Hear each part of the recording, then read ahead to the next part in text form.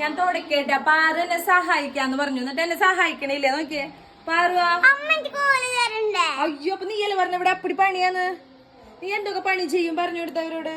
ഞാൻ തുടയ്ക്കും, അടിച്ചു വാരും, മാറാല കളയും. അയ്യോ പാചകം പുറത്ത് അറിയണ പണികൾ പറയണേ.